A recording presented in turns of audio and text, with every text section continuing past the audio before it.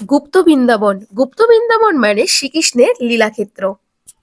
শ্রীকৃষ্ণের বাল্য থেকে যৌবন পর্যন্ত যে ছোট ছোট কাহিনীগুলো ছিল, সেই কাহিনীগুলো সংক্ষেপে সুন্দর লাইটিং করে বর্ণনা করা রয়েছে যে জায়গাটিকে, সেটি হলো Gupta Vrindavan. Hi hello viewers, welcome to my channel my style my choice. আমরা এখন দাঁড়িয়ে রয়েছি নবদ্বীপ ঘাটে। নবদ্বীপ ঘাট থেকে টোটো নিয়ে আমরা পৌঁছে গেলাম শ্রীকৃষ্ণ চৈতন্য মিশন।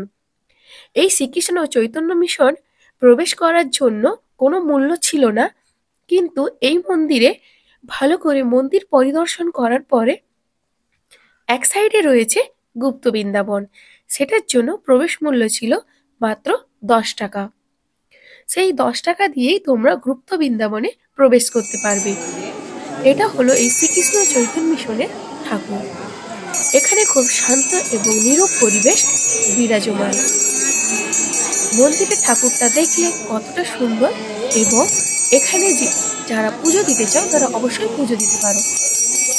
এরপরে দেখো, এটা হলো গুপ্ত বৃন্দাবন। অবশ্য এখানে যাওয়ার জন্য তোমাদেরকে প্রবেশ মূল্য দিতে হবে 10 টাকা। ওটা হলো এই শ্রীকৃষ্ণ চৈতন্য মিশনের পাশেই রয়েছে একটি কাউন্টার, সেই কাউন্টার থেকে তোমরা টিকিট কাটতে পারো। চলো ভেতরে প্রবেশ করে দেখতেই পাচ্ছ অসম্ভব সুন্দর লাইটিং করা।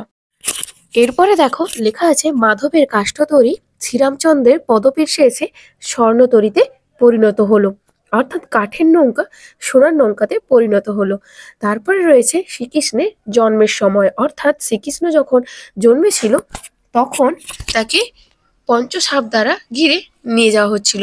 তারপরে হলো লক্ষণের শক্তি সেল। এইভাবে প্রতিটা রয়েছে। তারপরে রয়েছে রাম রাবণের যুদ্ধ। দেখতেই পাচ্ছ রাম এবং রাবণের যুদ্ধ চলছে। তারপরে দেখো, এটা হলো সেই মূর্তি যেটা হচ্ছে শ্রীকৃষ্ণকে বাসুদেব যখন নিয়ে যাচ্ছিল, ঠিক সেই মুহূর্তটা। এরপরে রয়েছে সীতার অগ্নি পরীক্ষা। তো সীতা মাতার অগ্নি পরীক্ষা চলছে। এখানে যে লাইটিং গুলো রয়েছে, লাইটিং এর জন্যই ছবিগুলো এরকম। তো তোমরা গিয়ে দেখতে পারো, খুব সুন্দর একটি জায়গা। এরপরে রয়েছে ভীষ্মের সরসজ্জা। ভীষ্মের সরসজ্জার সময় কৃষ্ণ সহ অর্জুন, নকুল, সহদেব সবাই দাঁড়িয়ে রয়েছে। এরপরে রয়েছে শ্রীকৃষ্ণের মূর্তি এবং নরসিংহ মূর্তি। তারপরে রয়েছে কংসের কারাগার। তো কংসের কারাগারের সময় যখন শ্রীকৃষ্ণের জন্ম হয়, ঠিক সেইটা। এরপরে রয়েছে কৃষ্ণকালী। কৃষ্ণ এবং কালী যে একই, সেটা বোঝানোর জন্য এখানে কৃষ্ণকালী মূর্তি রয়েছে। অসম্ভব সুন্দর এবং অসম্ভব লাইটিং করা। মাত্র 10 টাকার বিনিময়ে তোমরা খুব সুন্দর এগুলো দেখতে পাবে। এরপরে মেন আকর্ষণ হলো শ্রীকৃষ্ণের রাসলীলা।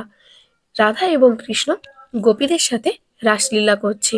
এটা যদি তোমরা কিছু মুহূর্তের জন্য দাঁড়িয়ে দেখো, দেখবে প্রতিটা লাইটে অন্যরকম অন্যরকম ছবি।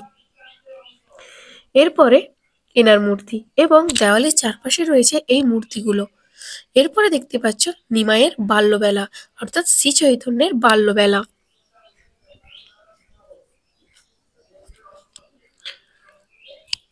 এরপর তোমরা দেখতে পাবে নিমাইয়ের দ্বারা দিগ্বিজয়ী পণ্ডিত পরাজিত হয়েছে, অর্থাৎ নিমাইয়ের বুদ্ধির দ্বারা একজন পণ্ডিত পরাজিত হয়েছে। এগুলি সবই কাঁচের ভেতরে এবং লাইটিং করা।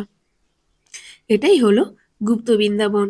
তো ভিডিওটি কেমন লাগলো অবশ্যই কমেন্ট করে জানিও। নেক্সট পার্টে রয়েছে নিমাইয়ের সন্ন্যাস যাত্রা, অর্থাৎ নিমাই যখন সন্ন্যাস চলে যাচ্ছে।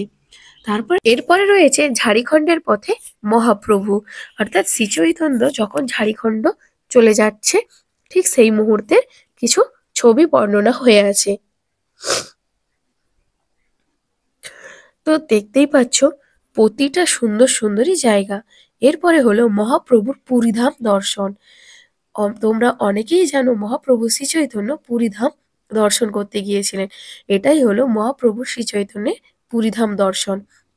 এরপরের পার্টে রয়েছে জগন্নাথ ধামে মহাপ্রভু যাওয়ার পরে যখন সংকীর্তন শুরু করেছিলেন এবং সেখানে যে লীলা দেখিয়েছিলেন, সেই লীলা এখানে বর্ণিত রয়েছে। আবার দেখো আমরা প্রথমে চলে এলাম। ঠিক এইভাবে পুরোটা দেখার পরে আমরা বেরিয়ে চলে এলাম। ভিডিওটি কেমন লাগলো অবশ্যই কমেন্ট করে জানিও।